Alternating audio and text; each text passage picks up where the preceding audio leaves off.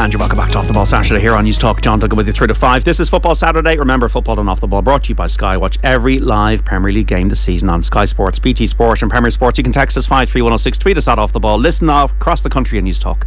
Watch us on the digital and social channels also as well, for Periscope and Twitter at Off the Ball, YouTube, Facebook and on the OTB Sports app. Delighted to be joined in studio by the League of Ireland legend Graham Gartland, the football correspondent of the Irish Independent Dan McDonnell, and on the line shortly as well by the former Republic of Ireland striker David Connolly. We're calling Graham League of Ireland legend because we were having this row. I don't think you were even here. A row? I don't think I was here for the row. Because I called him a league and an FAI Cup winner. No, you didn't. You called me an singular. You went and FAI Cup winner, as opposed to FAI Cups. Yeah. So that's why we had to change the intro. Show me your medals, basically. Yeah, it was. No. And then what happened was he stitched me up because he went, and what did you win, Loro? And Loro went like 5 leagues and European Cup and all that kind of thing. Then my FAI Cups just faded into the background very quickly. We're watching Everton against Crystal Palace here, goalless. Man City and Brighton is the other 3 o'clock game. Liverpool had been beaten 1-0 by Nottingham Forest. Dan, that was a shock. Yeah, no, it is a shock. There's no other way of describing it. I suppose it shows that, like, it's funny, if that game had been a 5:30 today, what would we have been talking about as regards Liverpool today? I know they got away with one during the week, the penalty and stuff, you know. We would have been saying consistency, they're back. You would have started like, you analysed last Sunday and like last week on the show, like, you know, when David Myler was tweeting it last week, where's Johnny now after tipping, like, you know, Liverpool to be done by 4 or 5 by Man City. But in saying that, in defence of Johnny, like, the fact that they've gone and lost against Nottingham Forest today shows that something isn't right. That's the reason Johnny is not here, by the way. Yeah. Because he got it wrong. We said you can't come back. Everybody's calling Johnny out. I have a feeling in his defence he might have had a little bet responsibly, but he might have backed Nottingham Forest today, Johnny. You know, right. He's taking his opinion here. Okay. Martingale. But I think it's the thing that, and it's funny. I don't know. You can equate it to scenarios. I can probably. I think it closer to home. You think of like when Dundalk were on the downgrade, but they're still a good player, so they can produce really good results. At the cup final in 2020, that they did a job on Shamrock Rovers that day. Like Liverpool, like produced a great performance against City that shows, yes, they have great players, but there's something not quite right. Like consistency when you league, it's not ability. Like ability obviously gives you the ability to challenge, but consistency is what allows you to win them. And clearly something isn't right. I think I didn't see all of the game today. I saw a good part of the game today, and it seemed like Forest were bad on set pieces and troubled by set pieces, but in general play they were just happy the game was ahead of them a lot of the time, you know, and Liverpool weren't really hurting them. And again, you know, I know there was chances missed and stuff, and you can overanalyze a game to death, one game, but it's part of a greater theme of, you know, drop points, and it's going to cost them. Well, they're not going to win the title, as we know. 53106, lifelong Liverpool fan, and no surprise with that result. Always the way, 100% up for the top 4. Play like strangers against anybody else. Abject lack of real squad depth, and constant injuries need long-term solutions. Top 4 out of reach, and the sell to buy policy is outdated. Pretty damning text from our texter there, 53106. Sell to what policies you talking about? Sell to buy policy.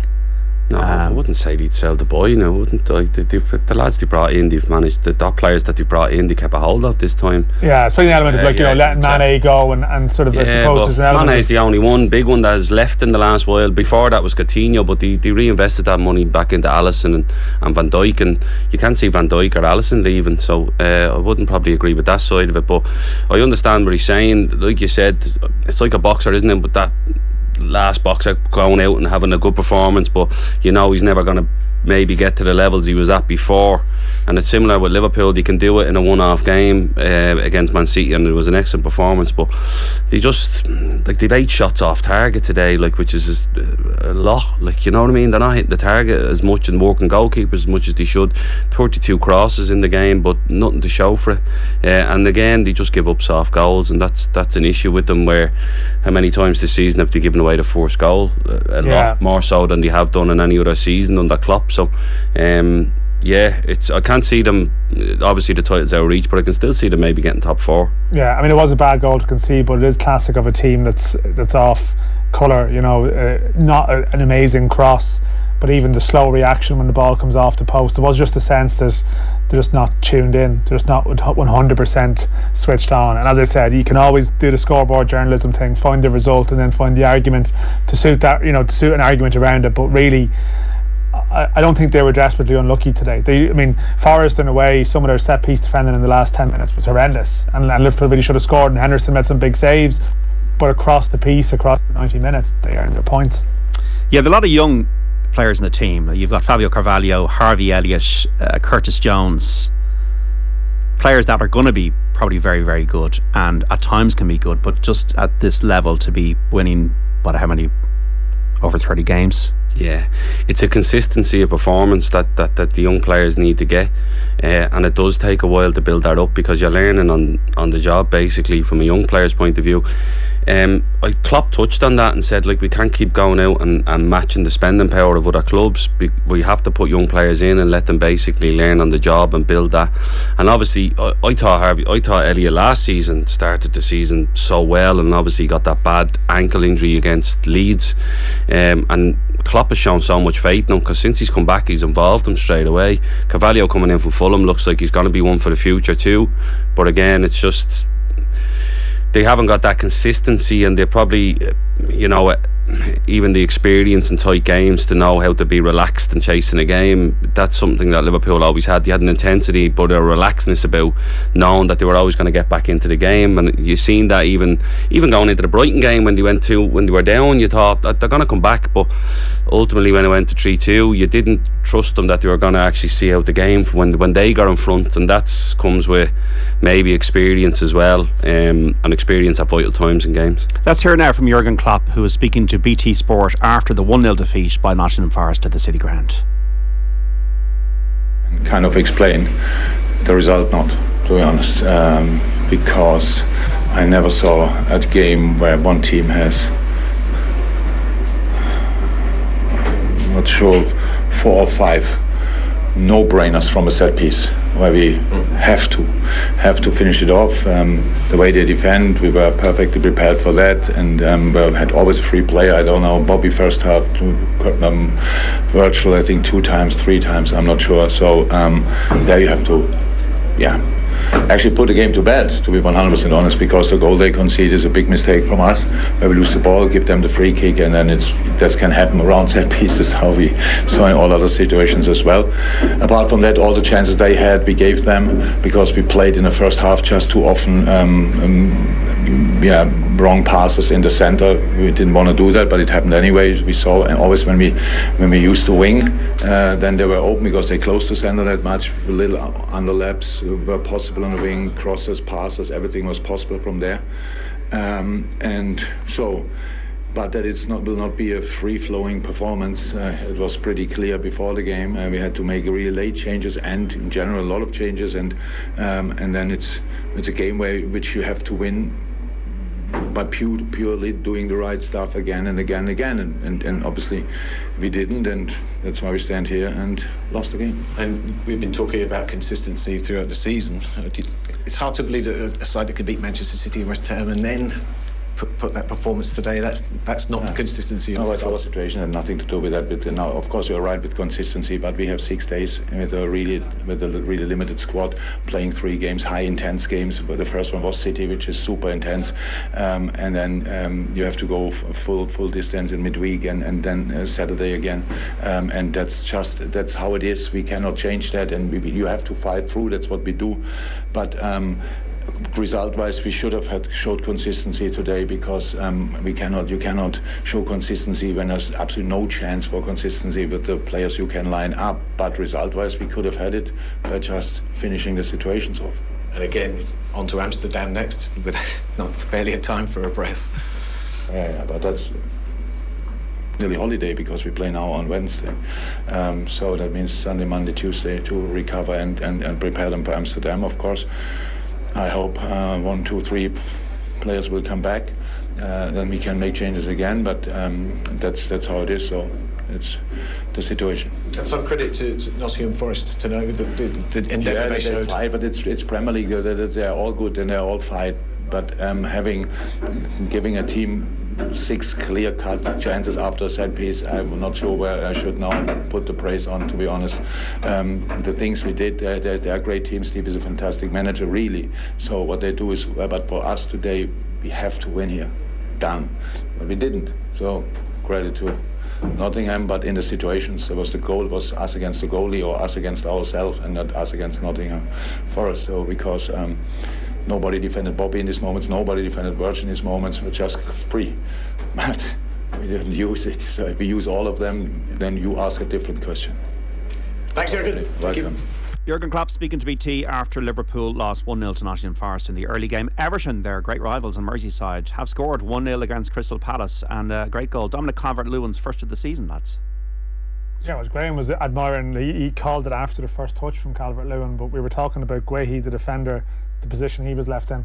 Yeah, he's on his way forward as the ball's played across, and Calvert-Lewin's first touch is unbelievable. He just knocks it down the side of him, runs the other side and collects it, but he buffs him as he's done it, so there's no recovery from Guehi, and then it's a wonderful finish. Is that his first goal of the season? Yeah, first as well? goal. He hasn't been because he's been injured, but he just took it so well. Like you said, his first touch sets him up so well, but then his calmness in his finishing was brilliant. That's what Everton obviously lacked, goal scoring, because they sorted the defence. Cody and Tarkovsky, good signing. Seamus Coleman playing today and captaining the side. Manchester City 0, Brighton 0 in the other game. In the Premier League, Chelsea against Man United at 5:30. Got a text in here on 53106. Just about Liverpool first. Curtis Jones is a championship player at best. Liverpool need a whole new midfield. Another one. The game is still won in midfield, and Liverpool has got an ageing, leggy and injury-prone midfield, says Brian. Yeah, Thiago not involved today. And hi John, Ronaldo absolutely destroying his legacy at Man United. As a fan since the mid-80s, I was very wary of him being brought back at his age. He's completely taken the gloss off a properly good performance against Spurs, completely behind Ten Hag and what he's done so far and how he's dealt with Ronaldo, says Damien in Wexford. Doesn't feel that his legacy is being painted in the best way by himself at the moment. I don't think his legacy is like married to just Manchester United. Obviously with what he's gone on to do then at Real Madrid, he's probably more successful there, and then obviously he goes to Juventus too, so it's not just the Man United legacy. Like we said, we were talking about it before. We read an article about, like, obviously going through stuff as well, personal stuff, and that side of it. But yeah, he lost his son. Yeah, I always felt there was a petulance in Ronaldo early doors as well when he first came into the Premiership at times, and you can see a little bit of it now. Is he being disrespected? He's been asked to do what he's paid to do. Come on when you're meant to come on. Does the manager need to deal with him a little bit better because he's Ronaldo? Maybe there's an argument for that as well. But if you're asked to do something by your club as the manager, you have to do it. And if he's asked to come on and he doesn't come on, it's a lack of sort of respect for your teammates as well at times. And then even leaving the game, you're like, right, but give him a bit of leeway in terms of what he's gone through and dealing with that. But in that side of it, there was something like that was always in Ronaldo. He's egotistical. He carries it well. In fairness, it's what made him probably the greatest player in the world at one stage, and his record in front of goal was fantastic. But there is an element of, right, you know, how does he get the boy into the team but not be the main man in that team? Have you ever see that, like a player just refuses to come on? No, I can't remember ever seeing it. No, I've seen fallouts. There's been massive fallouts with managers, and I worked with maybe a manager that wasn't shy about like voicing his opinion in terms of, like, Dan would know him well, Paul Doolan. Yeah. And I've seen massive blowouts where you're like, well, you've seen lots of broken teacups, have you? I've seen. I remember one altercation with Tony Burge. Remember Tony Burge? Yeah, I do. He was Welsh striker. Yeah. Welsh striker. We signed him. We was at Drogheda when we came, and him and Paul just didn't get on. And there was a big row there in the canteen, and I was like, I wasn't stopping Tony. Tony was a big man. Yeah. But like, I've never seen that where it's like, I'm not going on to play. It's like if you had the player, like in the teams we were in, the players would have said, like, listen, what are you doing here? But again, Ronaldo's the most experienced player in that dressing room, the most successful player in that dressing room. Who's going to say to him, what are you doing? You know, they miss somebody in the leadership like Giggs, Keane, Neville and stuff to say, listen, that's not how you do things here. Yeah, I think like the week has probably worked out great for Ten Hag though. Like, I know that people, and I saw some people complaining yesterday, it's a joke, you know, they were brilliant the other day, We haven't even discussed Spurs being terrible yet, JD. We're getting a nice break from that from your perspective. Come for a day, hasn't he? I'm going tomorrow, so I'll text you at 6:30 tomorrow and see how we've done. Yeah, well, listen, there's so many games at the moment. The story changes every 3 days. But like Ten Hag, is in a situation where this Ronaldo one is tricky, yet he's got credit in the bank, so he can deal with it with a little bit more authority. Like, people are complaining, well, why is the whole press conference taken up by Ronaldo? He's the biggest name in world football, business, and he's walked off and he's left the stadium. Like, it's a massive story. Unfortunately, Ten Hag doesn't get to talk about his great performance in the way he might have liked to, but still, like, you can sense the mood, the public mood there amongst the sort of the Ronaldo fanatics is a bit like, this one's hard to defend. Like, this one's pretty much impossible to defend. I don't think there's any defence for it really at all. Like, he knows his status, and like, in saying that, there's a bit of sympathy for him too, in the sense that he's never lived a normal life, since he's like 16-17 years of age. He's never known normality. He's probably never known a sort of an accepted standard. And also he had a very tough upbringing, like with the washing machine on the roof and stuff. I get that. Like, and his father, like, of course, John. But I'm not downplaying that in any way, but like, I'd say there's hundreds of players in professional football who have difficult backstories and have come through a degree of adversity, but there's an element of how you conduct yourself and how you carry yourself that, like, it's, if he's 19 versus if he's 37, there's a slight difference, I think. So I think because we were so familiar with his story, there's maybe more of a rush to defend, and because he's a legend, and like, Graham would know this, and everyone, every sports person you talk to, they speak about the end. Like, it's tough. The end is difficult, and like, your whole identity is your power. Maybe the bigger the star you are, maybe the harder to fall in some ways. And there's pride. There's a lot of things. Like, he's been the number one, and now he's not the number one, and he's reacted in the wrong way. And he has his legacy will be fine in 5 years' time. Yeah. But just in the here and now, like, he's lost the battle, and Ten Hag, in some respects, I think he's been strengthened by Ronaldo's actions. There's a lot to be said for going back. I don't know, and the viewers might know better than me, in terms of, has anyone really gone back to a club where they've been that successful at and then being really successful again? I don't know of many. I can't think of any off as the top. A player. I can't think of any off the top of my head where they've gone back and done what Ronaldo's done in his career, left United in his pomp, gone to Real Madrid, won ridiculous amounts of European Cups, gone to Juventus, and then come back, and you're expecting that he's a different player to what he left. But Jurgen Klinsmann came back to Spurs, but that's what I'm saying.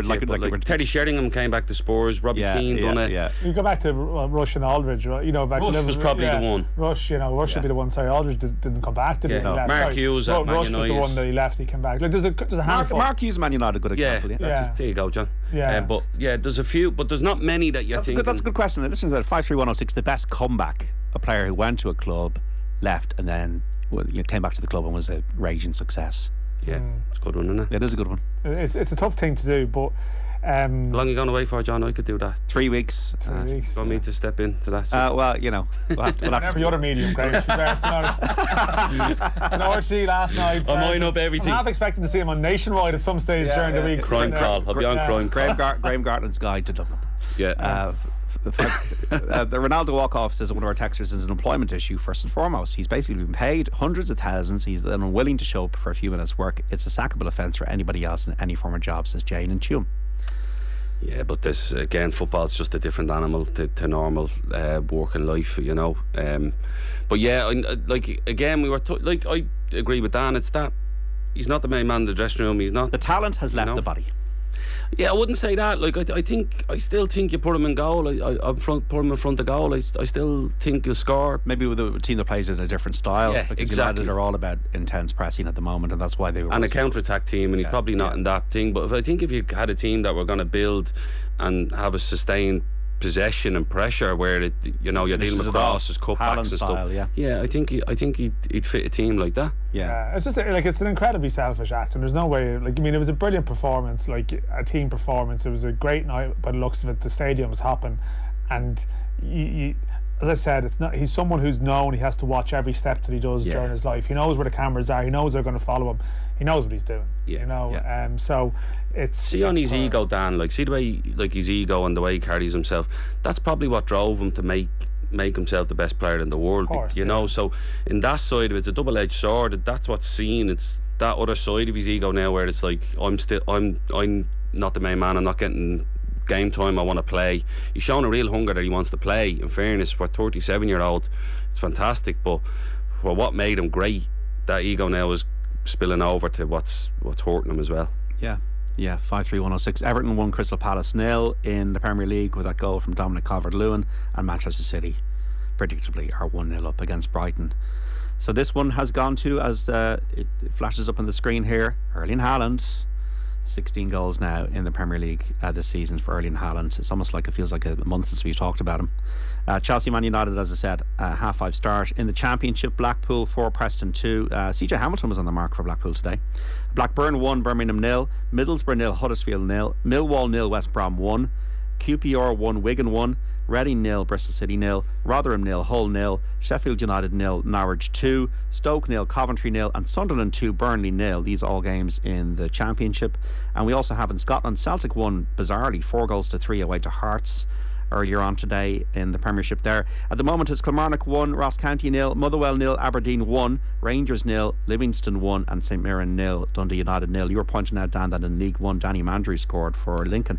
Yeah, and they drew 1-1 with Sheffield Wednesday. Yeah, I think that's his first league goal, and he's barely started a game since he's gone there. He was using that Football League trophy to sort of get minutes. I mean, like we would have been both with Shamrock Rovers last night and been, you know, Graham's obviously very much involved with the club and been following them closely. Like Danny Mandrew was very good in the first half of the season for Shamrock Rovers, but then got an injury which meant he went to England, and I think Lincoln fans were like, have we even signed a real player here? Like, he's this sort of forgotten man. But Danny Mandrew's only 23. Like, he's got a lot of ability.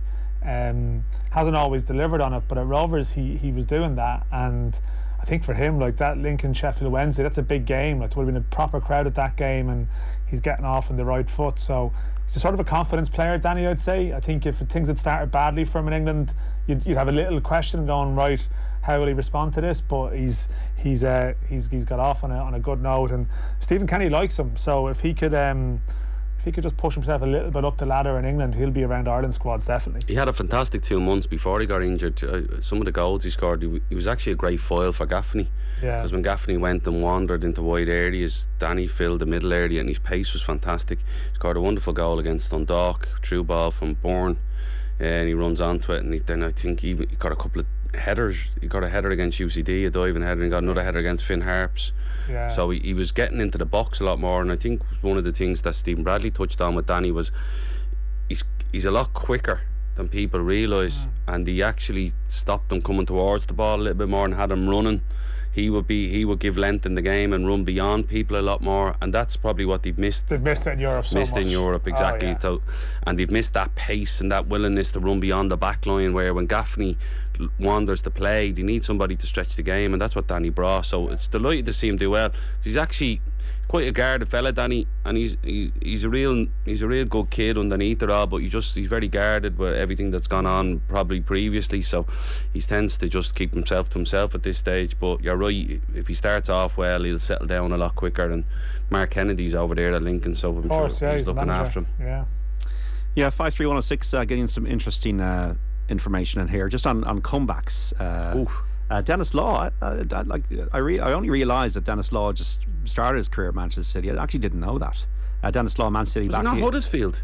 No, you're right. But he played for Man City before he played for Man United. I didn't know he played for Man City. I didn't know that. Before Man United. My dad was at the game where he backheeled. Well, somebody's just texting in. I don't know if it was your dad, but Dennis Law, Man City backheeled a goal to relegate United in '74, says Graham Monopoly. My dad doesn't have my number. The greatest comeback could take place on Monday when Boris Tugs out for the Tories.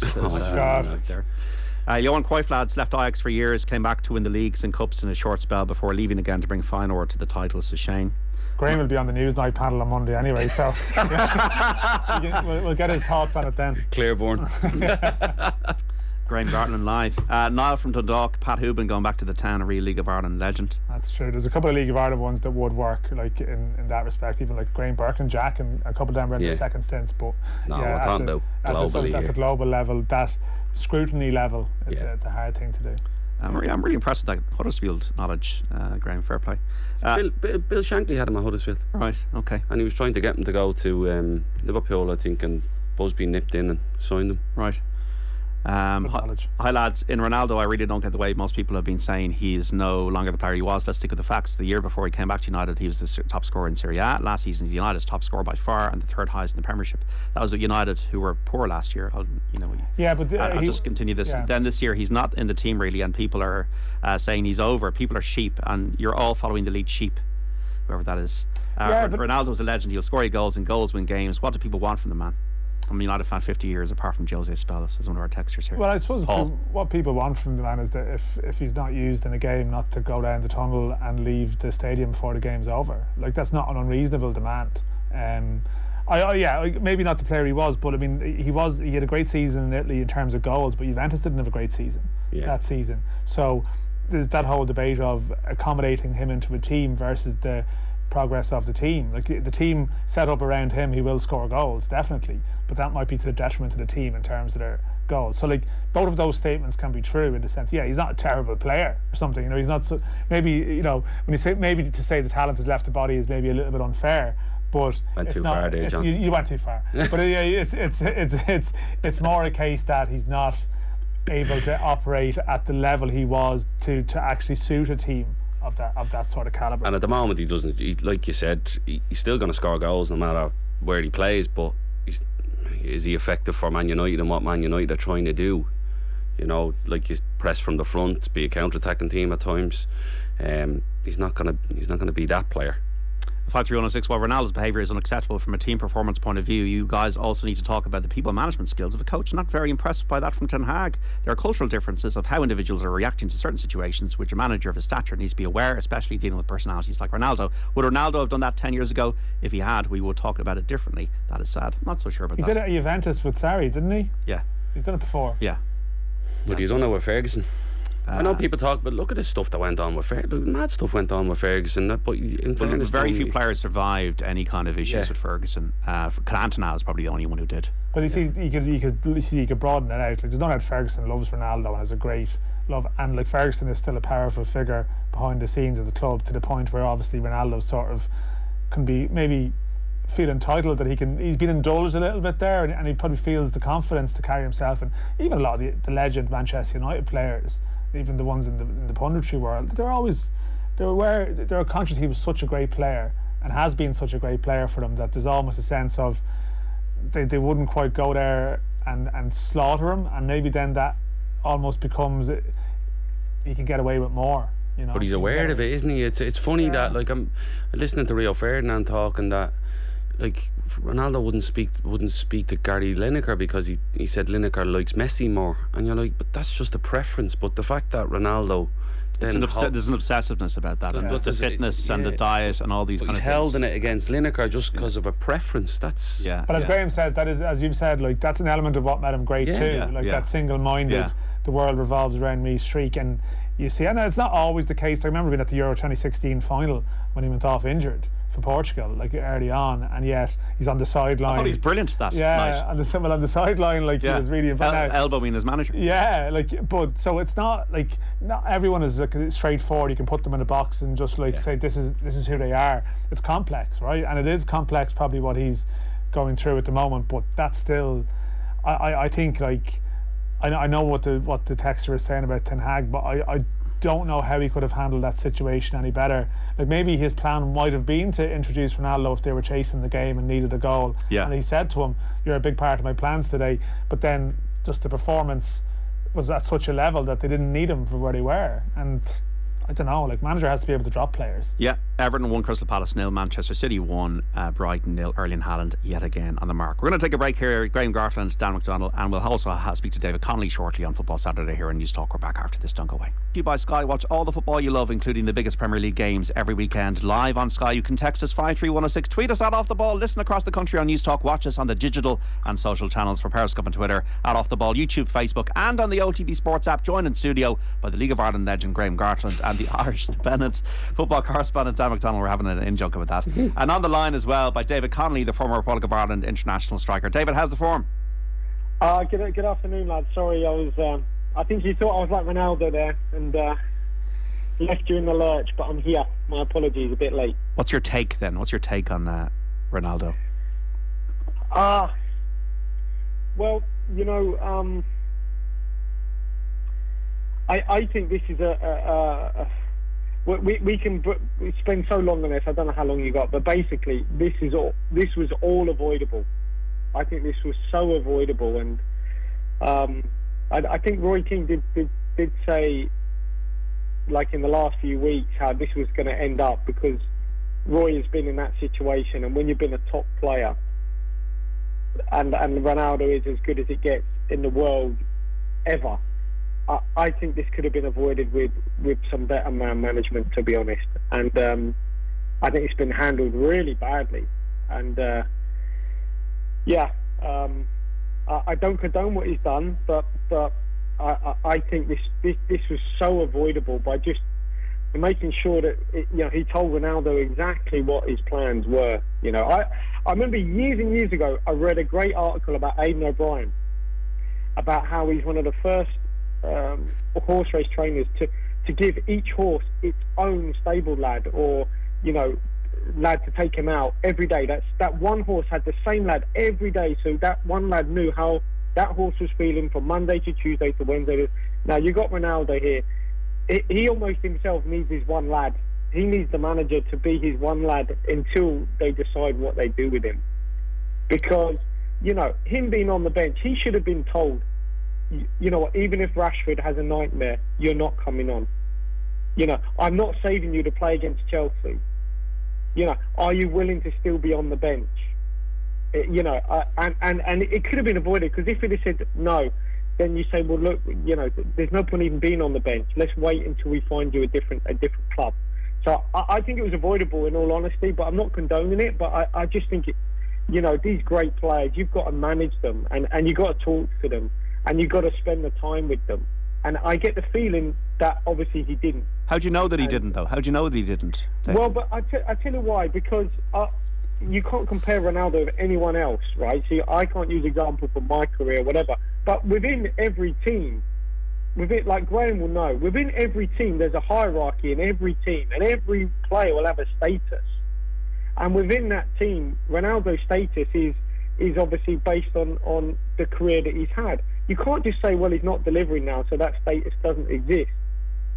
Like, they signed him because of his status and his selfish behaviour made him the player that he is, and got the 300 plus goals for Real Madrid. You can't then hold that against him and think he's not gonna storm off if he's asked to be on a bench, and then maybe he's told he might get half an hour and he's going to get 2 minutes.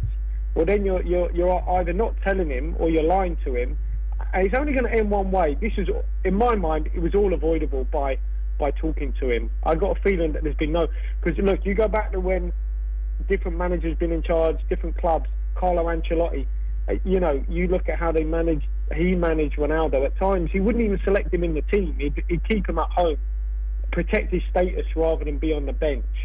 I think it's an art of managing the very, very best players in the world, and despite what everyone says, I think it could have been handled better. But David, is it not possible that Den Haag thought he might need Ronaldo in the game if they were in a particular situation, and they just didn't end up in that situation because they were protecting a lead, or they were sort of on top, and that maybe there was a plan that he had Ronaldo in his plans for the match, and then it just changed. As you know, the game develops in a particular way and you don't need him anymore.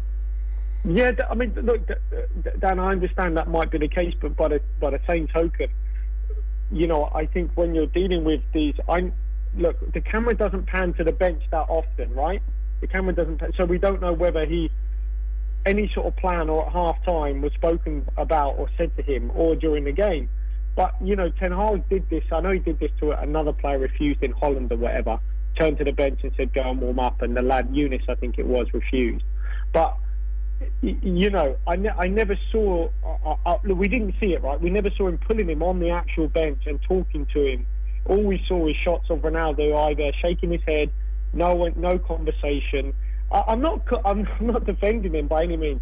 I really do feel it could have been avoided with with just more dialogue. Well, when you have these top players and their egos, no matter what you say, I know the team comes first. You have got to manage their egos, and that is the art of man management. You know, you never see this with a Carlo Ancelotti. You never see this with someone like that who knows how to manage the very best players in the world. You just don't see it. Yeah, but a few things here, David. Well, maybe we're talking about Ronaldo or what he was rather than what he is as a 37-year-old. Erik ten Hag didn't sign him. United have gone through a huge amount of instability with managers, and Erik ten Hag has to assert himself, given the fact that Solskjaer seemed to be Mr. Nice Guy. And of course. And it's his right not to have him in the team. And if Ronaldo's going to sulk about that, what is Erik ten Hag supposed to do? Not have him neither. Not have him on the bench. Don't have him.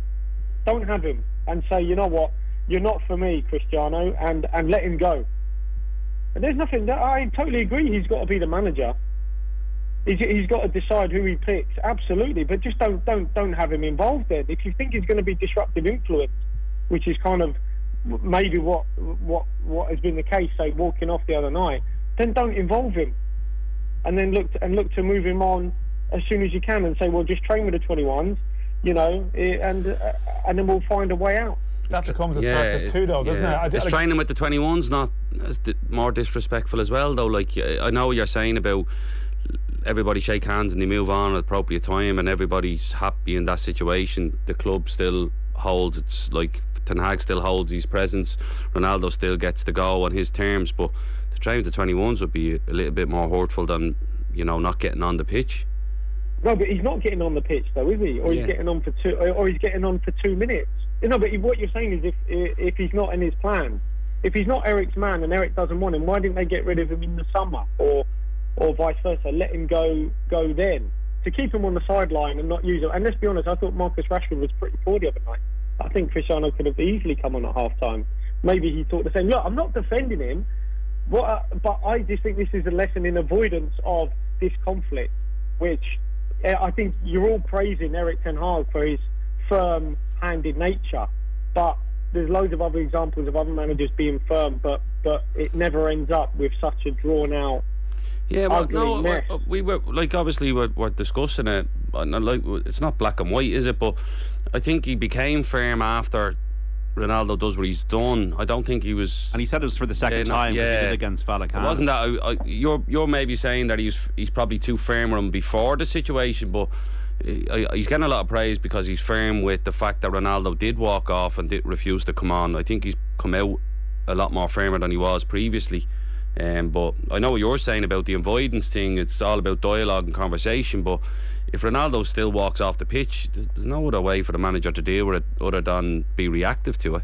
I agree. I don't dispute that, but I'm just saying, for it to end up like that, I don't think there can't have been enough dialogue between manager and player. There can't have been, and I don't condone it. I don't agree with it. I'm not saying that. I'm not supporting it whatsoever. But I reckon it could have been avoided. I don't think there's enough dialogue day to day here at all. It doesn't look like they have any type of relationship. No. But exactly. But you see, Ronaldo wanted to leave in the summer, remember? But this is the thing. I think with the passing of time, like, and these are the things that sometimes you don't hear about them straight away. I know there's been a lot of reporting about this. Like, what was Ten Hag told when he took over by the club? You know, about this, because there was clearly, Ronaldo's a complicated player to move. Like, you know, he comes with a big wage. He comes with, it's not a case of, I don't think, of being able to just comes as a brand with hundreds of millions of Instagram being able followers. To just sort of shift him out the door, like you might as sort of a lesser player. So what have the club said to Ten Hag about how you handle this situation, this asset? What was his remit? Because there was a lot of stuff in the summer about how Manchester wanted Ten Hag just to coach, and in terms of elements of some of the other business, they would manage some of that, and that to me is a key part. Like, what was he told about the Ronaldo situation, and why, for some reason, like, he did come out. Listen, I probably was praising Ten Hag when Ten Hag comes and says what he does in the press conference after.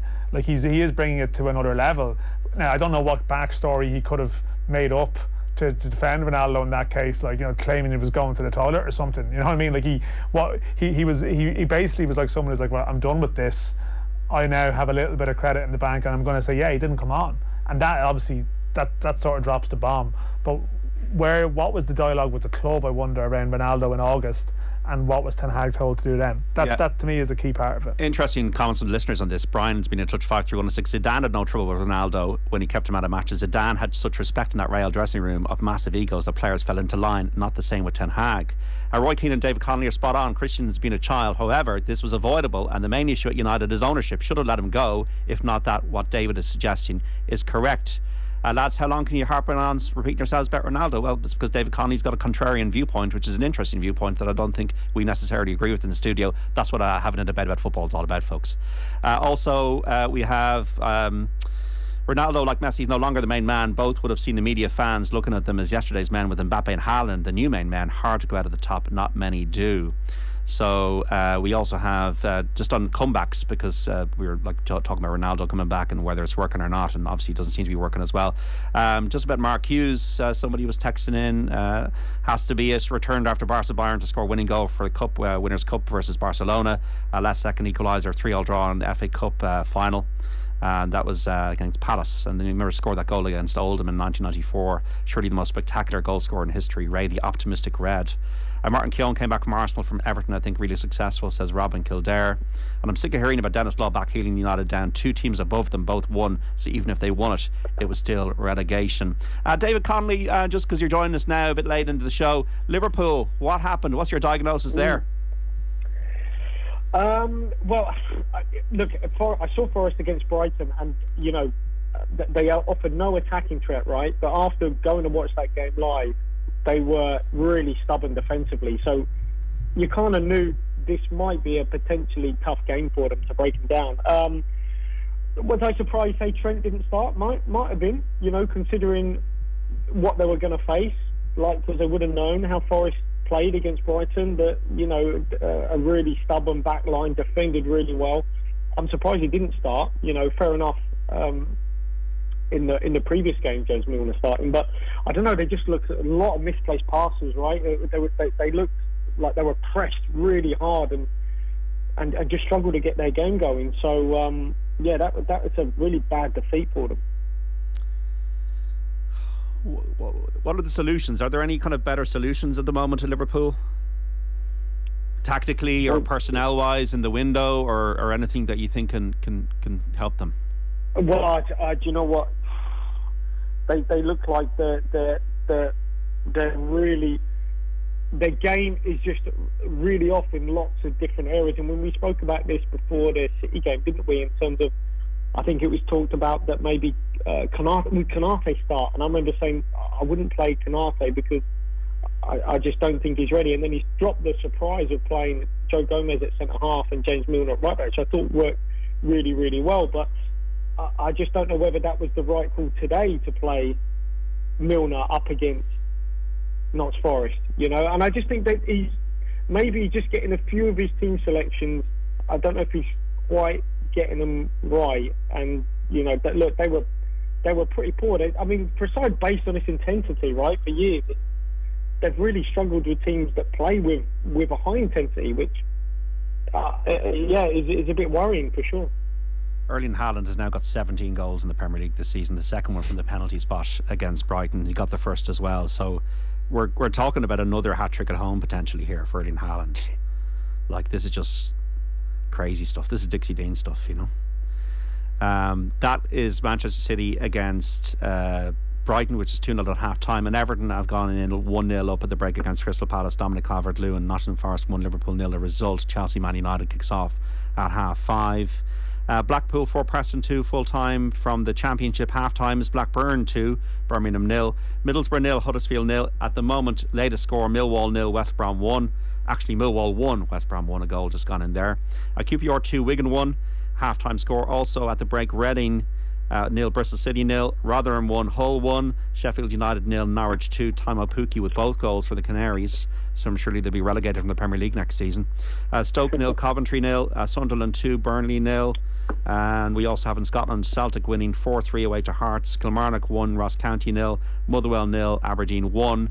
And we have Rangers 0, Livingston 1, Rangers down at half time, and St Mirren 1, Dundee United 0 at the break. Any Irish players catching your eye down at the moment? Well, no, we mentioned Mandrew earlier. I mean, Sinclair Armstrong was possibly one worth mentioning, who's starting for QPR today. Sounds like, I don't know, some kind of computer, doesn't it? Or Sinclair Armstrong, yeah. Well, it could be a law firm either. Yeah. But he was made his debut for Shamrock Rovers at 15 under Stephen Bradley. I mean, Graham would probably know more about Sinclair Armstrong than me, but he made his first league start during the week. He's a sort of a pacey striker, won a penalty against Cardiff and has kept his place in the side for QPR. Of Michael Beale, who's turned down Wolves, who are top of the championship. So he's not just been thrown in there with a club down towards the bottom looking for something. It's a team up at the top end. So Graham, like, he's got powerful boy. Like, just goes. Like, if there's straight line running, he's running. Like, he'll go through people. Great kid, actually, a really good kid. His younger brother plays with the under 13s at Rovers, well, under 14 DDSL side at Rovers. But yeah, he's a great kid. He used to come back and train at Rovers as well once he went back, just to stay fit, and all about just practice. And his interview afterwards was really refreshing, because he's saying he's how much he still needs to work on his touch and his technical side of it, but his raw attributes are just like, he's powerful, he's strong, he's direct, and they were comparing him to Les Ferdinand a little bit, and over there, because Les Ferdinand is working with him, and he came out and says, they compared me to the way Les Ferdinand used to play, and he's that type, powerful, good leaper, willing to, like you said, willing to run, but he's obviously, he's gone out in a few loans as well, and done well, and he's been well liked at the clubs he's gone to, because again, he gives maximum effort. It's not, sometimes his technical side of the game might let him down, but it's not through a lack of trying, and that's all fans of these people on loan want to see, is that they're coming in and making an effort to impact the team, and he does that, and he got a standing ovation going off against in Loftus Road, and they were all singing his name, and it was great for him to see, and how much he enjoyed it too. 19 years of age, and he's playing today. Yeah, and Rovers have a big sell-on clause apparently, so they'll be hoping he goes to the top and just gets sold, and he becomes another Gavin Bazunu style sort of dividend. Will he be in the Irish conversation then going forward, do you think? Well, I think any Irish player playing in the Championship probably is, but he hasn't necessarily been like too involved with the underage teams Irish wise, so I would get the impression yeah, he would divide opinion, you know, he would divide opinion. So, but I mean, if he's playing for a Championship team threatening for promotion, everyone in that position will come in under consideration. But David, know this, the Championship at times it's a slog. Like, you're going Saturday, Tuesday, and somebody like him and his frame and his build and his power would be able to handle that, because it's so robust, and you just have to get up and go again. You mightn't get to train too much, so sometimes you mightn't get to learn as much as he'd like in the technical side of it, but the fact he'll have to go Saturday, Tuesday and perform, but I think he has the power and the pace and the stamina to do that as well. Okay, got to take a break. David Connolly, Graham Gartland and Dan McDonnell. We'll be back after 4. 53106. Was Ronaldo brought back more from a business point of view? Profile shirt sales as a business asset. That's the reason they're holding on to him, without full disclosure regarding game time. What does it teach young kids in respect for coaches and managers? Ronaldo needs to set a better example, says another of our texters. And great show, lads. A massive Ronaldo fan, but you're forgetting he started the previous 2 games, he didn't score. He's getting a fair chance regardless of what he thinks, says John in Monaghan. We're back after 4 on Football Saturday with the guys on News Talk here. Don't go away. Thank you. Here on News Talk, John Duggan with you through the 5. Football Saturday on Off the Ball, brought to you by Sky. Watch every live Premier League game this season on Sky Sports, BT Sport and Premier Sports. You can text us 53106, tweet us at Off the Ball, listen across the country on News Talk, watch us on the digital and social channels on YouTube, Facebook, the OTB Sports app and on Twitter. Joined by David Connolly, the former Republic of Ireland striker, on the line, League of Ireland legend Graham Gartland, and the Irish Independent's Dan McDonnell, to talk about the beautiful game. Man City Brighton half-time report from the Etihad Stadium, and only one man to talk about here, Darren Stanich. Manchester City 2, Brighton 0. City on course for victory. Bit of a helping hand by VAR involved in both goals at the Etihad, where Erling Haaland has now 17 for the season. The first goal came on 21 minutes. Route 1 stuff. Ederson with the ball cleared away. Haaland raced forward, chested it past the advancing keeper Sanchez, and then nudge dunk off the ball, slotted into the back of the net. Brighton not happy. They felt that should have been a foul. Wasn't given though, but VAR did give a foul on 42 minutes. Silva fell by dunk. Upsets Haaland to convert. Manchester City 2, Brighton 0.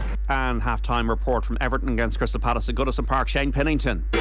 It's Everton 1, Crystal Palace 0, and Frank Lampard's side deservedly lead at the break, courtesy of an 11th minute goal from Dominic Calvert-Lewin. Alex Iwobi fed the ball into him on the right hand side of the penalty area.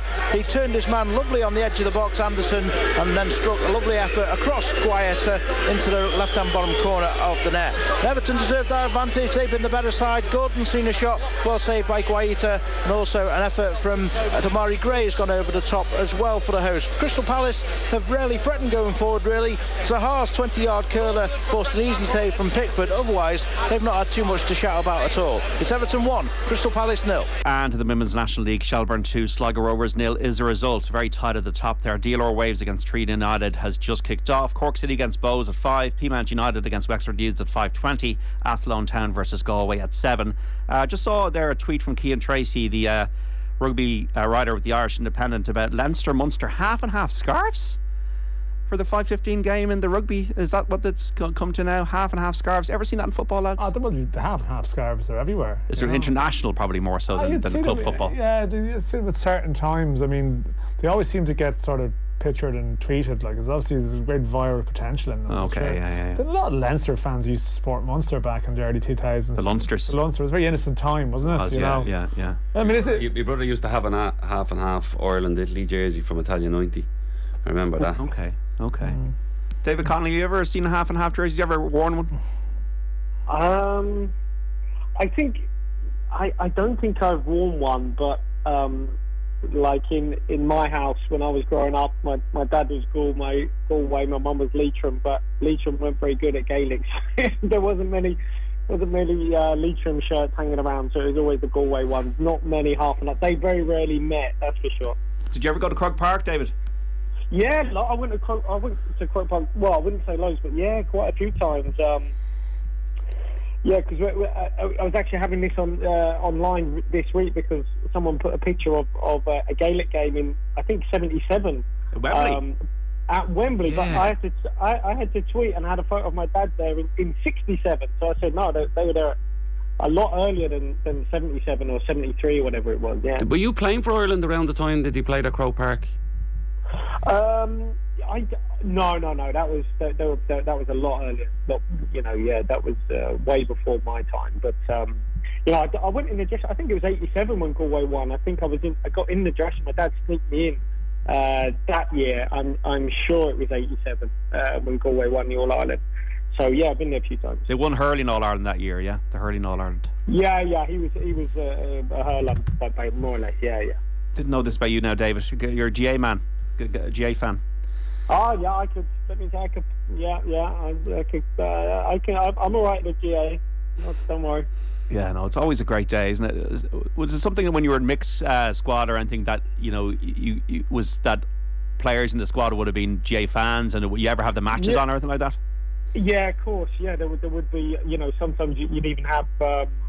You might have a couple of hurling sticks in and around the training ground. I mean, we had some at Sunderland when Roy come in. A few times we'd have like a few hurling sticks in and around, so yeah, it was something that obviously all the lads would be into. The lads from the Irish rugby lads as well would wish you well, like in the soccer, and vice versa, so that was nice. Very good. Interesting stuff. Just on Stevie G then, David Connolly, I suppose, look, it's, Villa, I suppose, can't really, there's no complaints really about this one, is there? No, I mean, I think we touched on this last week before, and saying it looked like, the writing was on the wall. I'm sure Dan was on that show, and I mean, I think that like he's got no real affinity. Like the fans wouldn't have any real affinity for Stephen. So when the cracks started appearing, you sort of felt, there's nothing to really keep him there any longer. He wasn't a player there or anything. Their form has been really bad. I think if they've conceded first, they've lost nearly every game, struggling to score goals. So, it just didn't work out for him. And look, say what you want. I mean, I know you mentioned Sinto Armstrong there, and like there's another lad, Danny McNamara at Millwall, played for the 21s. He could be another one coming through. But you look at QPR and how Mick Beale's done, and it doesn't really paint Stephen in a great way, because you think, well, who's the brains behind this operation? You know, is it Stephen or is it Mick Beale with the job he's doing at QPR? And you know, so the fact that they got rid of all his staff, every one of his staff is gone, and Neil Critchley was a first team manager at Blackpool who left that to be Villa's assistant, and they even let him go. So I mean, I don't know what's going on there. I think Aaron Danks is now in charge, but either way, I mean, it's really troubling, because to get rid of every member of staff and not even leave a former first team manager of Blackpool who was doing brilliantly at Blackpool in charge, that's strange. Yeah, that was striking actually. Like even the speed at which it happened on Wednesday night, was it? The pace of, like, you sort of expect the following morning. You know, it was a very terse statement. You come to the training ground and you go, and everyone knows it's coming, but like the speed of it, like, it actually suggests that they were very much struck by. It was almost like the supporter anger was building to such a level. Apparently, one of the owners, the Egyptian owner, was there and left in a huff. Yeah. And then he said his goodbyes to Gerrard at 1 a.m. in the morning. Yeah. There was sort of a certain. There was almost a statement about the statement and how they did it. Yeah. That was very sort of pointed. But not as bad as what happened in China today, but anyway. Yeah, but the mad thing about it is, I was looking at this Everton Crystal Palace game here. Seamus Coleman. And made a great tackle there, and Zaha Coleman. But like, of the clubs in the bottom half of the table, there probably hasn't been any chat about David Moyes really, although West Ham had a sort of slow enough start, but he's obviously got loads of credit in the bank. Like Lampard towards the end of last season. This season, has there been any Lampard chat? I mean, I think the chat is that they've been much better defensively. They've been better, so he hasn't, and Vera hasn't been subject to any. Every other team in the bottom half of the table, they've either changed their manager or they've been talked about that they're going to change their manager. You go with like Leicester, you got Rodgers at the bottom, you've had Cooper, who's had that situation where he was almost gone. Wolves have changed manager, Villa now have Jesse Marsh the other day, under fans pressure after now. him. Yeah. Hassan Hüttl was the favourite for the sack races and isn't even top 5. Now, he's seen them all off. He was the favourite, and then you go up to Moyes, Bournemouth, who obviously changed very early, and then you're up to Everton and Palace, and then like Thomas Frank and Brentford are almost an oasis of calm, like relative to the others. So that's not to defend Gerrard. Like they did spend money.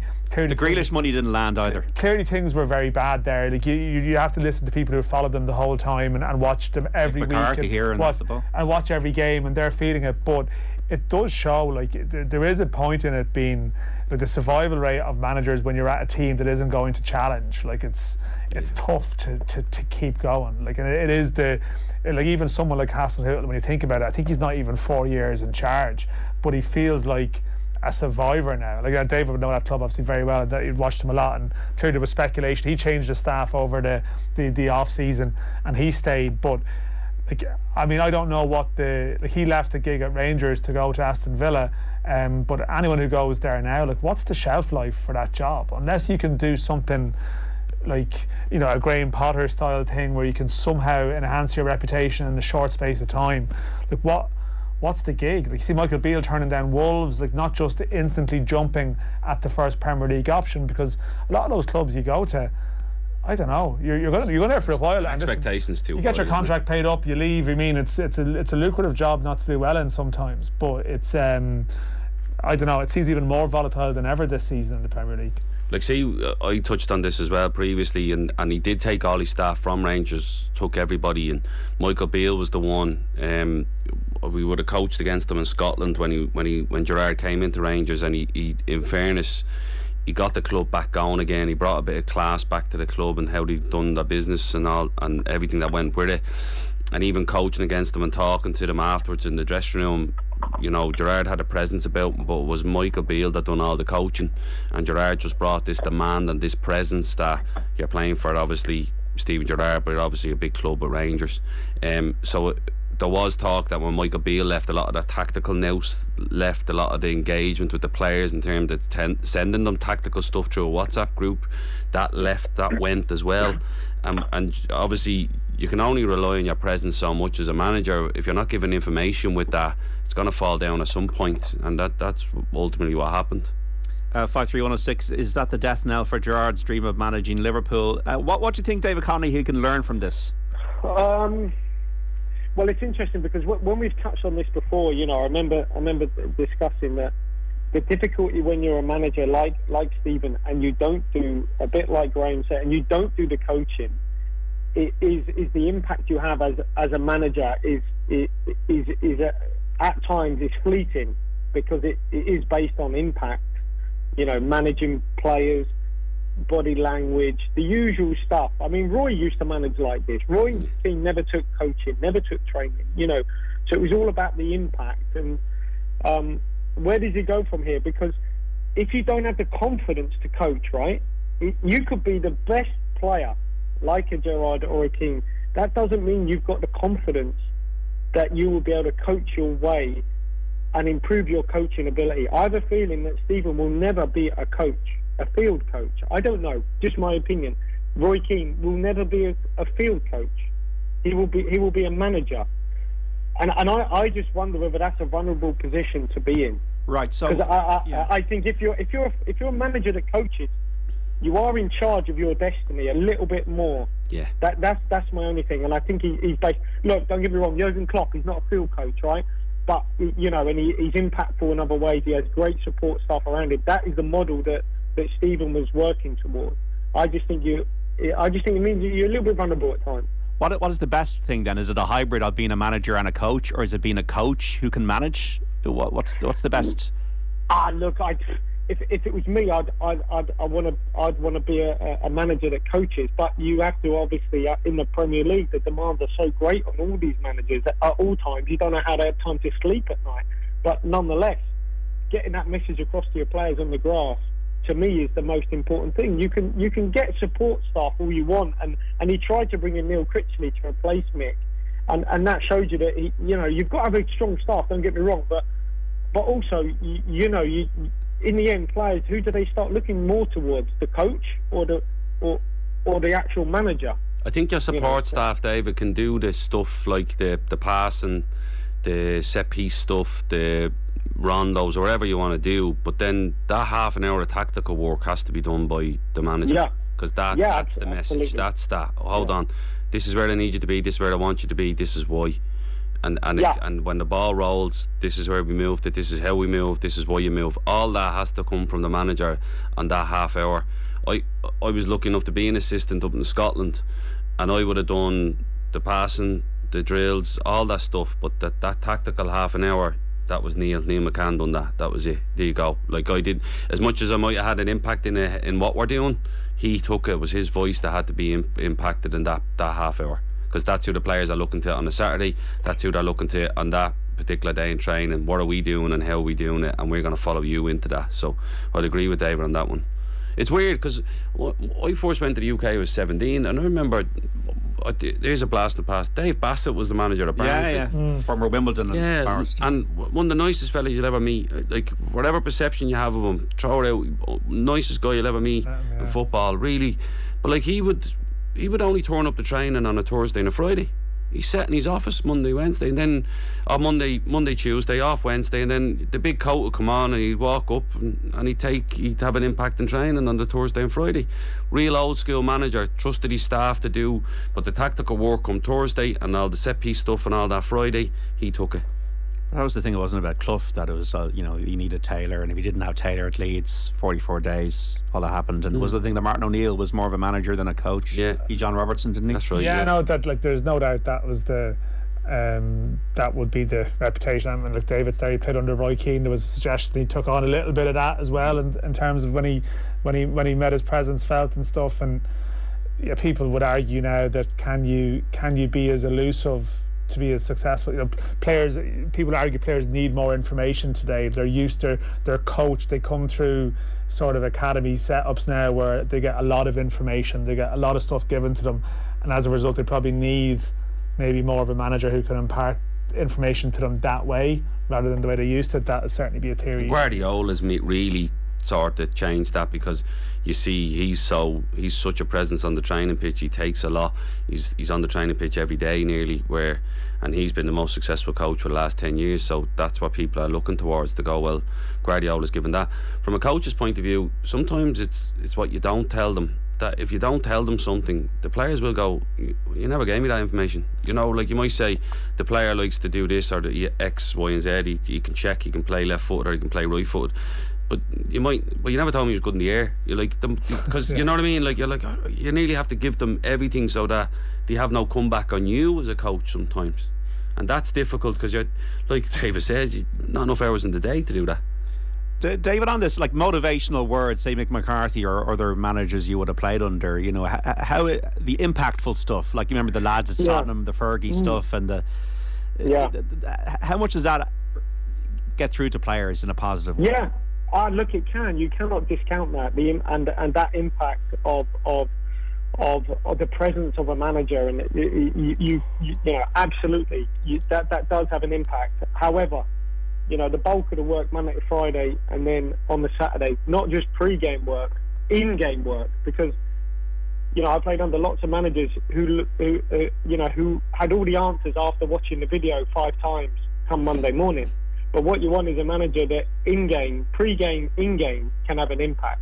You know, now I'm sure we've talked on this about Brighton and Graham Potter and people like that. You know, I played with lads at different clubs who ended up at Brighton under Graham Potter, you know, and you talk to them and they'd say, this guy's destined for the top. Why?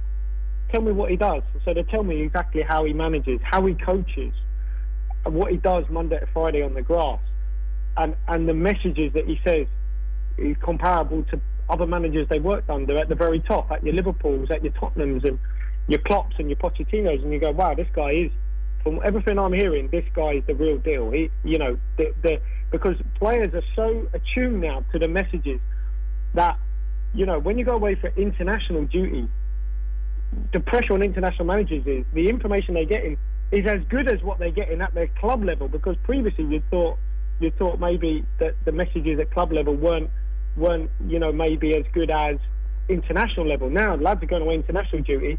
Well, I tell you what, Gareth Southgate or Stephen Kenny, they got to be giving this as good information and coaching as they get in at club level, because the lads will be like, this is a step down for me, you know. And so look, there's some managers that are it seems like they're outstanding, born to coach, born to manage. If you're not born to coach, like a Gerrard, if he doesn't feel he's confident to coach, doesn't matter that you could be the best player in the world. If you're not confident coaching, fine, you have to get other people to do it. Then you're just a little bit more vulnerable if your coaching staff changes an awful lot. And coaching staff can't wait for you to get another job.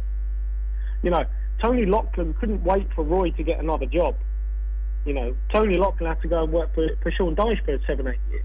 You know, so like he does, you know, so there's no right or wrong way, but if you can't coach, you've got to make sure you've got good lads, good coaches in that are, and you have that impact when it's needed. It could be at 20 minutes every day in training, could be at the end, could be watching training, because even if you're coaching, doesn't mean you're observing everything.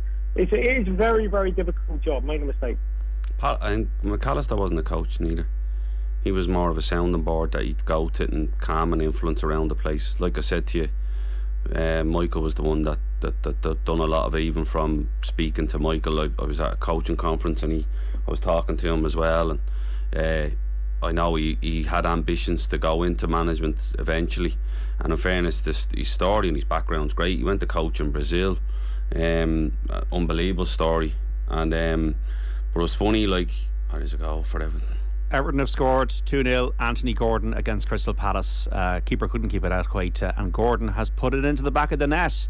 Good result this is going to be for Everton if they can keep it up. Flag is up though. The flag is up. So this is real time. This is live radio, folks. But I mean, Michael beat in Brazil. Yeah, but he told it. By the way, Brighton have pulled one back. Leandro Trossard at Manchester City, 2-1 City now. Someone asked him what was the differences in coaching Brazil, and he was talking about David Luiz came up, and the comment he made was, there's 100 centre backs like David Luiz in Brazil. He said, not as good as David Luiz, but that's the way they play. They step in, they just think they can drive out and play all the time. He says, but if you're winning 1-0 and you make a negative substitution, if you put on an extra defensive midfielder or put on an extra defender, the players will turn on you, the fans will turn on you, and don't embarrass us by doing that. That's not how we play here. So it's like they can't ever take a step backwards in terms of their attacking play in Brazil. And he says he found that difficult because in the UK, he was saying, you're pragmatic, you're learning to be a good manager, you're learning to see out games, game management. He says you couldn't do that. So you're nearly trying to, get the players to relax a bit. You're winning 2-0, you don't need to force the game. He said, but you've made a negative substitution. He says the players would go, you're embarrassed us in front of the other team there, what you do that for? It was interesting hearing him, but his journey going from like Chelsea to Brazil, back to Liverpool, and coaching up with Gerrard, and now he's doing really well at QPR. It's an interesting one from a coach's standpoint. The goal's been given. Anthony Gordon, Everton 2, Crystal Palace 0. How do you assess this Chelsea-Man United game then at 5:30, David Connolly? Well, I tell you what, if Man U play anything like they did the other night, I thought they were outstanding. I thought they were, and Fred, I mean, there was a lot of talk before the game, right, about whether Eriksen should have started, McTominay should have started.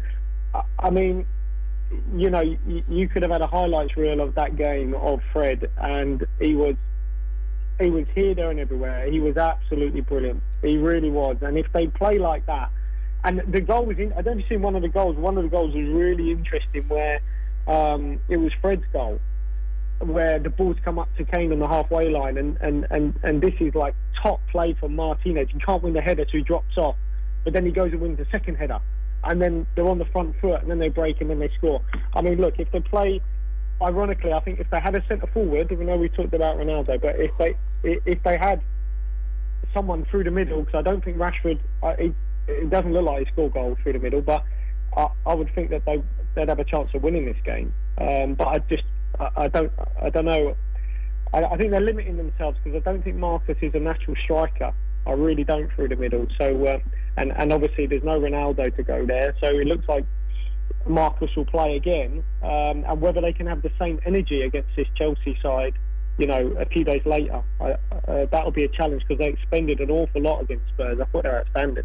There's a real heated situation here with Everton Crystal Palace down. It's Zaha's with a late challenge, and he was already annoyed, wasn't he? Yeah, he had a penalty. So Zaha thought he had a penalty around 5-10 minutes previously, and it was actually a very good challenge from Seamus Coleman. Oh, it's kicking off here. And Pickford and Zaha were having one, because they thought Zaha had dived. Zaha was having a go. So this is really on in. I'm not sure who Zaha took out. Was it Gordon potentially? But anyway, it was a late challenge either way. Coleman was involved, and he's in the middle of it now, having words with Zaha, and the referee's trying to figure out what to do, and we've got a linesman getting himself involved. So linesman trying to fix the buzzing thing on his arm. Oh, actually, that's what it is. Yeah, sorry, it's just someone involved for. He's just getting maintenance work done. Yeah. Seamus Coleman's always good in these situations. There's been a bit of spark in this game, though. There's been a few little flash points at various times, and Zaha has generally been in the middle of them. But I'm not sure if this tackle was particularly bad. But I'm going to see it now. The response was very strong. Well, there was two. So he jumps in the air and he leaves his arm. His arm is sort of leading. So that's obviously what the charge is from the Everton players. They believe he's led with his arm into the back. I think it's of Gordon, but we'll see. There's a long inquest. I don't know if it's because the ref had blown the whistle for the first foul, and then he's just come through and done that they're saying that there was an earlier foul. Maybe earlier foul. Yeah. It's Manchester City 2, Brighton 1. So Trossard pulling one back for Brighton. Haaland with both goals for City, now 17. Can you believe that, in the Premier League this season? In the Championship, Blackpool 4, Preston 2. A result 4-2 to Blackpool against Preston. A yellow card for Zaha. Blackburn 2, Birmingham 0 is latest. Middlesbrough 0, Huddersfield 0, Millwall 1, West Brom 1, QPR 2, Wigan 1. It is Rotherham 1, Hull 3, Reading 1, Bristol City 0, Sheffield United 1, Norwich 2, Stoke 0, Coventry 2, and Sunderland 2, Burnley 2. As the referees looks to be giving more cards out there in that game. He's thrown them out. They were been thrown around in Tala last night. It's sort of similar. Celtic beat Hearts 4-3 earlier at Tynecastle. Rangers. They missed the penalty. Hearts at 3-2 as well. Shankland.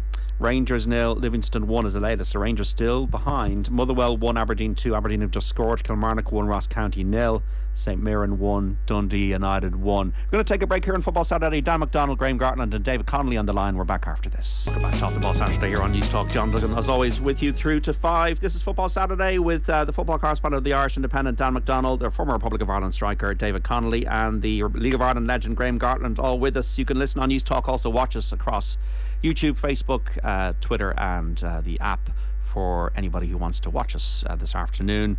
Everton 2, Crystal Palace 0, Manchester City 2, Brighton won in the Premier League. Nottingham Forest beat Liverpool 1-0 earlier on.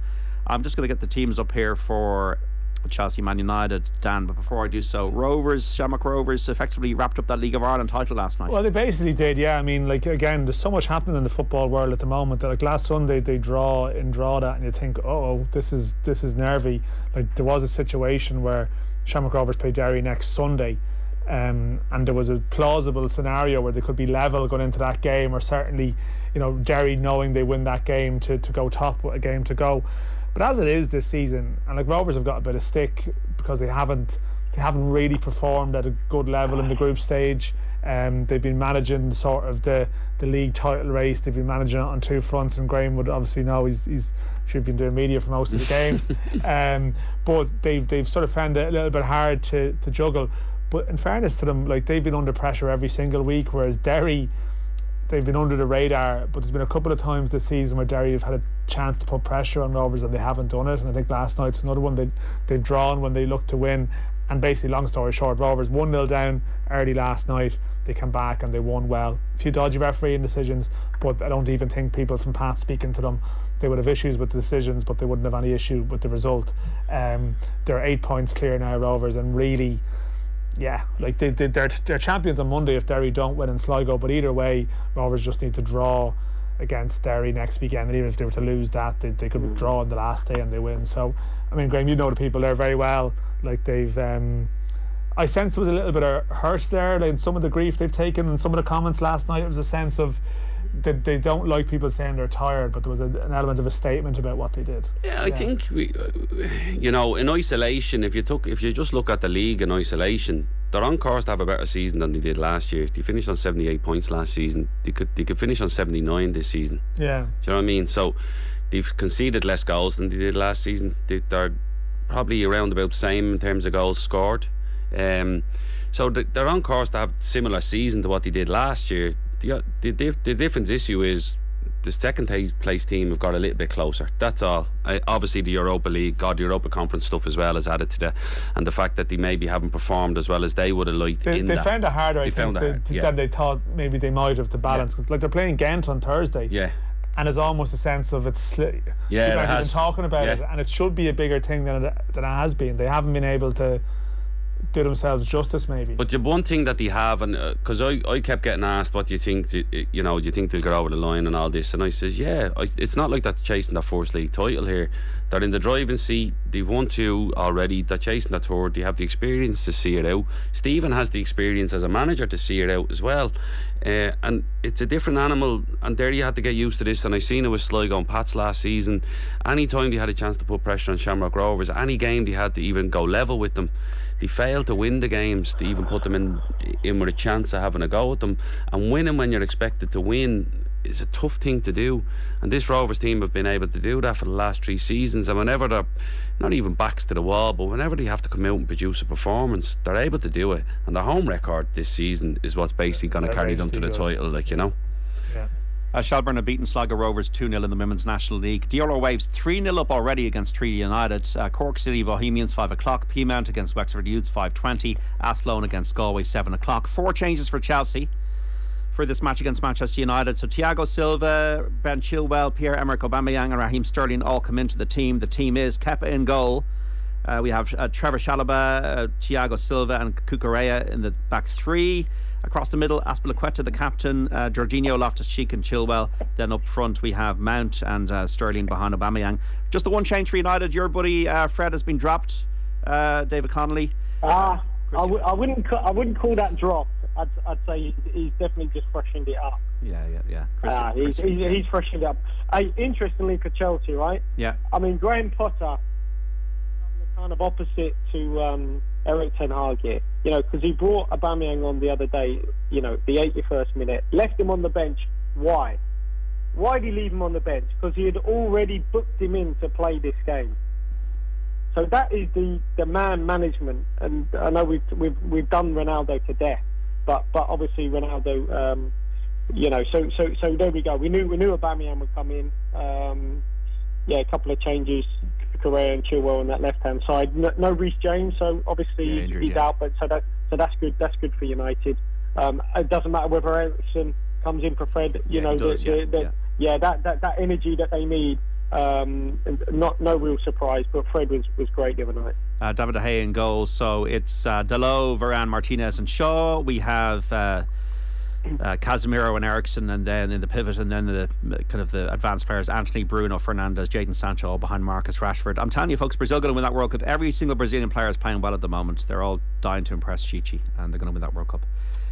So that's the definitive statement here. They're going to be peaking at the wrong time, John. That could be the opposite. That's it. It's like it's the players who aren't doing anything at the moment are just saving themselves. And Mbappe or someone's just going to explode. You're probably right. You're probably right. 3-1 now to Manchester City. Kevin De Bruyne with the third goal for City. Just on what was I going to say? Bukayo Saka, David Connolly. He is really the man at Arsenal. They've won 9 games out of 10. What are his attributes? What is making him the main man at the moment with the Gunners? No, I mean he's class. You know, he is absolutely brilliant. You know, runs forward, attacks the back line. We saw him the other day against PSV. You know, always threatening in behind. You know, can mix his game up. Can go down the outside. Obviously, comes on the inside. He can finish. He's got a great attitude. I love that he's got a smile on his face. You know, that doesn't seem to be any pressure on this kid, or he doesn't really seem to show it. He's absolutely brilliant. I got to say, I saw Arsenal. I think I said this a couple of weeks ago. I saw them against Brentford, you know, and had a new sort of appreciation of them because they were absolutely outstanding, and in every way they're massive at the back. They are huge, you know. Gabriel, Ben White, you know, Saliba. They're a really big back line, you know. Can deal with threats sort of in the air, can cope on the ground. They're mobile. Odegaard has probably got the best brain in the Premier League. If there's someone who can pick a pass better than him, show me. Maybe De Bruyne. They're brilliant. What about Antonio Conte is telling his players to get angry? He said he was angry after the game. He gets angry if they lose. Obviously, he's such a winner. I'd be a bit worried if I was a Spurs fan that his wife and daughter are still in Italy. There's always a feeling with me that Conte can just quit at any moment, and if he doesn't feel that things are 100% right, that he might quit. It's obvious that Richarlison and Kulusevski are missing at the moment, and you know that's affecting the team a bit. But like that was the best Spurs team that could have been out there last Wednesday against United, and they were very limited. Yeah, you're absolutely right. They were. I don't know what the other lads felt, but I mean, I thought Eric Dyer he looked like a bag of nerves. Yves Bissouma was really bad as the holder. Like, touch got away from him a few times. We all know how they play, right? Deep and on the counter. But I just thought individually, forget tactics, I just thought individually a few of the players were just way off it, way off the sort of level that you'd want them to be. And by their standards, right? We're talking by their standards to go and compete with Man U. It seemed like they didn't really expect United to play with that ferocity and intensity. And yeah, a couple of them had some real bad performance, well, below their level for sure. I wonder will Doherty keep his place in the team, because Emerson has been suspended recently, and we'll see what happens tomorrow. Newcastle under Eddie Howe. It's funny you talk about players, managers getting the best out of players. Almiron is an example of that with Eddie Howe, for example. David. Yeah, well, I mean, you know, Eddie's really interesting, right? Because whenever he's manager of Bournemouth, right, if they ever had a free weekend, international breaks or whatever, and I'd go to a lot of games in England. For some reason, I'd always bump into him at games, always. And you talk about managers grafting, working, and Graham will know this when you're part of the coaching staff, managing. I mean, he'd be at lower league games doing his own recruitment, but probably because he had to, right, at Bournemouth, trying to find players, you know, turn them into diamonds or whatever. And he's one of these managers that coaches. He absolutely coaches. He's on the grass, working really hard. I'm so pleased that he's gone well for him. You know, young manager with a young assistant. And obviously they've spent a lot of money, don't get me wrong, but you know, he's having a great season. I'm just really pleased, and I'm so pleased for Miguel Almiron, because he's one of those players that even the lads like fellow pros are kind of mocking him, like Jack Grealish, you know, and he's ended up sort of, you know, the fans love him. The fans absolutely, and the fans have loved him not just this season. The fans have loved him since he's been there. You know, the fans love him. Make no mistake. If you're a Newcastle fan, you won't have many bad words against Miguel Almiron. They think he's brilliant, and that's before this season. Yeah, I was going to say, like, Grealish is nearly getting the best out of Almiron, really. Like, do you know what I mean? Like, Good man management from Grealish. When you think about that, though, He's like, a manager or coach. yeah, exactly. I mean, it was an extraordinary thing to happen. Like, it was sort of funny to see someone that unfiltered, but like, I'm here with the two ex-footballers. Like, there's probably an element of a code there that, you know, having a go at a player Out of line, you feel? Yeah, I would have thought so. You know, I'm sure privately all the time, like, people will talk about Everton players, scored a third, by the way. you know, players you don't rate or whatever it might be. But like, when you're after winning the league, it was so random. It was weird. The whole thing was so random. Punching down, isn't it, a little bit to that extent? Like, you just won the league and you're sort of slaughtering other players or other clubs. I thought it lacked class, actually. Looks like it's Dwight McNeil who's got the goal for the Toffees. 3-0 against Crystal Palace. Palace are not good on the road. Good at home, but they're not good on the road. Just looking here. It's a great goal. Like, this is a bit of brilliant trickery here. Did he take it the whole way, Dwight? Oh, it was a beautiful. 1-2, and then he buried it. That is a fantastic goal from Everton. Yeah, Everton trending upwards at the moment. Well, that's it. It's Frank Lampard's the new Steven Gerrard. Beating Gerrard. Yeah. There you go. McNeil weaving his way through a flick there, and 1-2, and he put it into the back of the net. The former Burnley man. I think that was a Iwobi again with the assist. Yeah. So Everton 3, Crystal Palace 0, Manchester City 3, Brighton 1. You were up early with the draw this morning, Graham Gartland? Yeah, I was Australia, Canada and Nigeria for the women's team next my summer. son woke me up. He was saying the draw's on for Ireland, and the flag, you know, they see the Ireland flag on the telly and they're excited, and then it's a great draw. I was talking to a friend of mine, works with Sky, and he's delighted about it. Every country would have a lot of ex-Irish people living there. I think that opening game, Australia v Ireland, will be similar to what probably USA 94 was with Joint Stadium, with the amount of Irish flocking to it. Australia obviously being the host nation, it's going to make for a spectacular event, especially I think, like you said, the host nation playing. It's going to be brilliant. There's a lot of Irish in Canada. There's a lot of Nigerians here as well in Ireland. We've seen that when Brazil got to the World Cup, and the amount of Brazilians who are living in Ireland got flooded town as well to support them. So every country that you're playing has a connection, but it's a great group for Ireland, and I can't wait for the opening game. I think that's one to really look forward to. Yeah, I think it's probably a tough enough. Well, I don't know. Like, sort of listening to people who would be very much on top of it, there would have been a feeling that there was like 8 top seeds, and the 2 best options probably were the hosts. Even though you are playing the hosts, New Zealand would have been probably a better option. You know, Australia's ranking has probably dropped because they haven't been playing competitive games. But Ireland did beat Australia in a friendly, maybe the year before last. Canada would be, I mean, won the Olympic gold. Like, they would be ranked 7th in the world, so they would strike you as quite a strong second seed. So that is difficult, and that could well be a key game. And then the 4th seeds, I was actually trying to look at this, and the African nations haven't performed especially well at the World Cup, but Nigeria seems to be always there.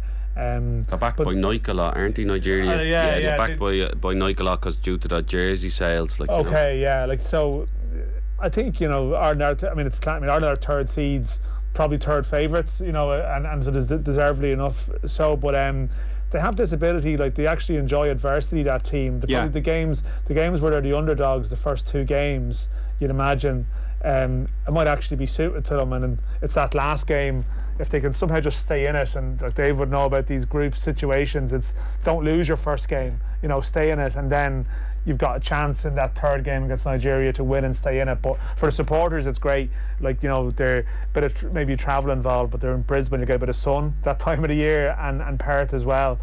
So I think socially and the experience will be excellent, but football wise they've got a chance. That's how they play, isn't it? They are. They're a counter-attack team, Ireland. They sit in, so they're a bit like Jacks. They're not the purest choice. They sit in, but they're happy. They find a way. They do find a way. And even I think Kate McCabe came out and said it. This is the way we play. We love it. We love it, and they know they have a chance in the game. Like, has it been on your radar, their qualification, David, over in the UK? Oh yeah, of course. Yeah, I mean, it comes up on my timeline. Online. Obviously, we're following it. Brilliant result against the Scots, and I mean, it pinged up this morning the group. So look, it's great. It's great. My daughter, she doesn't play anymore, but she used to play. She was at Arsenal, and I've stood on the sideline at girls and women's football for 5 years. So a huge fan of have you seen much of a football, change girls' in it, David, in those 5 years? Would you have seen a bit bigger interest in it? Yeah. Even investment? I have, and I got to say, this is my experience of when my daughter was at Arsenal. Let me tell you, it was as well done as any boys' men's academy football. The care and attention to detail was just outstanding. Now she's sort of gone off to do different things now, but it was amazing. And she played for a local all-girls team, and some boys' teams. I was at a game this morning, my young lad playing, and there was a couple of girls in the mixed team. You wouldn't even, everyone just plays, right? If you're good enough, you just play. And my other son, who's 12, he had a girl in his team for a number of seasons. The ability was irrelevant, and it kind of has been that way for a number of seasons. Although I was just reading from Marie Crowe that the biggest probably issue, back in Ireland would be the weather and the facilities. Like, I was just reading all the games that have been off. Yeah. Yeah, we have this issue every year, Dave. I'm involved in schoolboy and underage stuff, and what happens is the DDSL and the leagues would be winter season, so they go obviously August through to March, and then the League of Ireland is obviously summer season, but the amount of games called off the weekends because terrible. And we don't have the facilities. We don't have enough Astros. You don't have enough facilities. Even with the energy crisis coming now, you need floodlights on longer because of the darker months, and it's going to cost the clubs more money because of that. I just don't get it. I mean, the only parallel I can give you, which and it happens like over here in England as well. But when I played in Holland, right, Northern Europe, and the amount of artificial pitches they have, 3G pitches, whatever. I've got mates, and they might have a 3G. I think it's every 3 miles there's a 3G pitch or something. I mean, the statistics are incredible for a small country like Holland that are able to then play through the winter, right, in similar weather to Ireland, right? It wouldn't be too dissimilar. The point being, football doesn't stop because of the weather, whereas obviously in Ireland it does, and that's the real challenge. Not enough facilities. We got to leave it there. David Connolly, brilliant insight as always. Thanks so much. Take care, guys. Thanks, David. And Graham Gartland and Dan McDonnell, thanks so much, folks. You can tell us if there's been a late goal. At the moment, it's Everton 3, Crystal Palace 0 in injury time in the Premier League, and Manchester City 3, Brighton 1. So City back to winning ways today. Nottingham Forest beat Liverpool by 1-0. Enjoy your holidays, John, by the way. Thanks so much, John. Back on the week of the World Cup, so I won't see you in the studio. 3 weeks, is it? 3 weeks, The other side of Christmas, John, Yeah. Well, there's always WhatsApp. Blackpool 4, Preston 2, a result from the Championship. Blackburn 2, Birmingham 1, a latest score. It's finished. Middlesbrough 0, Huddersfield 0. These are latest scores. Millwall 1, West Brom 1, QPR 2, Wigan 1, Reading 2, Bristol City 0, Rotherham 1, Hull 4, Sheffield United 2, Norwich 2, so Sheffield United coming from 2-0 down, Sunderland 2, Burnley 4, and a result Stoke 0, Coventry 2. In Scotland, Celtic beat Hearts 4-3 at Tynecastle earlier, Rangers 1, Livingston 1 in injury time, Motherwell 1, Aberdeen 2 is the latest score, Kilmarnock 1, Ross County 0, and it is finished St Mirren 2, Dundee United 1. So thanks, Dan, and thanks, Graham. We've got to leave it there. Back tomorrow with Off the Ball 1 to 7. Joe Malloy in the chair here on News Talk. We're going to showcase 2 live and exclusive commentary games from the Premier League. First up at 2, Southampton versus the leaders Arsenal. Stephen Doyle and Brian Kerr calling that one. Then Nathan Murphy and Keith Tracy describing the match involving Spurs and Newcastle. That kicks off at 4:30 in North London. All goes to the Sunday paper review across our digital and social channels from 11:30 with Gavin Casey and Shane Keegan. Be sure to join us tomorrow, folks, for some great commentaries and conversation. If you missed any of that interview with Vera Pauw reacting to the World Cup draw on that show, 1:40 we had that earlier today, or any of OTB Football Saturday with David Connolly, Graham Gartland or Dan McDonnell, you can find the podcasts of our content on the OTB Sports app or wherever you get your pods, on Spotify or wherever you get your pods. Thanks so much for listening to us on your radio today across the country here on News Talk. We will speak tomorrow at 1 with Joe. Bye bye.